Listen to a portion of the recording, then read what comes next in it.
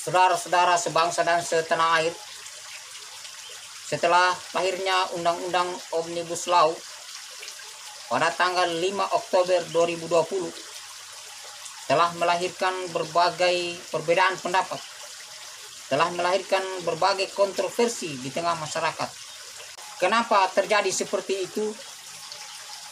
Kita ketahui bersama, setelah lahirnya undang-undang ini, banyak yang kemudian membuat hoaks, banyak yang kemudian memberitakan yang tidak benar terhadap isi dari undang-undang Omnibus Law tersebut. Di berbagai media, terutama sekali media sosial, telah diberitakan secara masif dan terstruktur tentang lahirnya undang-undang Omnibus Law tersebut, di mana mereka menyebarkan hoaks, di mana mereka menyebarkan berita yang tidak benar, berita bohong, bahwa undang-undang itu merugikan buruh dan merugikan pengusaha. Tentu saja kita harus cegah agar hal ini tidak berlangsung terus-menerus. Apalagi setelah penolakan kemarin, dilakukan demonstrasi besar-besaran di seluruh Indonesia. Bahkan demonstrasi ini sampai merusak fasilitas umum yang dibangun dengan uang rakyat, yang dibangun dengan jerih payah kita bersama. Ini semua tidak boleh dibiarkan terus berlangsung. Ini semua tidak boleh dibiarkan merusak tatanan kehidupan berbangsa dan bernegara kita. Lahirnya undang-undang ini, banyak yang kemudian menuduh bahwa terjadi konspirasi tentang lahirnya undang-undang ini.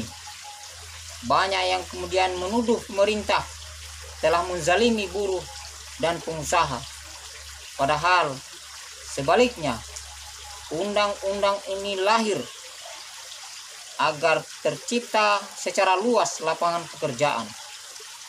Ini untuk kepentingan kita bersama, untuk kepentingan membangun bangsa dan negara.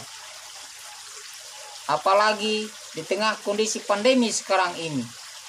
Tetapi niat baik dari pemerintah dan DPR ini kemudian ditolak oleh berbagai kalangan dengan alasan yang tidak masuk akal.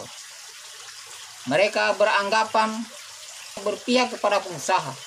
Bisa kita simak dalam video sebelumnya, saya telah mengutarakan berbagai hal tentang undang-undang Omnibus Law yang kemudian disalah tafsirkan berbagai kalangan. Intinya, undang-undang ini melindungi buruh dan undang-undang ini melindungi pengusaha. Bukan untuk kepentingan pemerintah semata, bukan untuk kepentingan DPR semata, tetapi undang-undang ini lahir untuk kepentingan bangsa dan negara, agar bangsa ini dapat berjalan sebagaimana mestinya.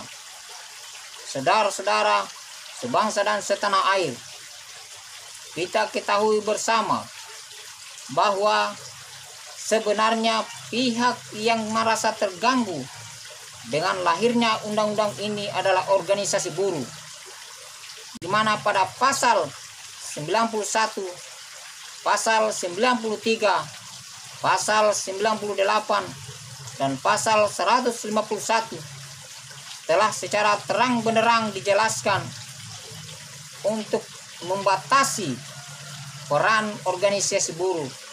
Organisasi buruh tidak lagi diberikan peran lebih di dalam pembicaraan tentang buruh dan pengusaha, tentang pengupahan, tentang apa yang harus dilakukan oleh buruh. Mereka tidak lagi punya peran. Organisasi buruh hanya punya peran untuk memberikan usul, untuk memberikan masukan di dalam setiap aktivitas buruh maupun pengusaha. Inilah sebenarnya yang membuat kepentingan orang-orang tertentu, kepentingan pihak tertentu, apalagi ini sudah ditunggangi dengan kepentingan politik, di mana banyak pihak yang kemudian terganggu kepentingannya sehingga menuduh pemerintah tidak berpihak kepada buruh.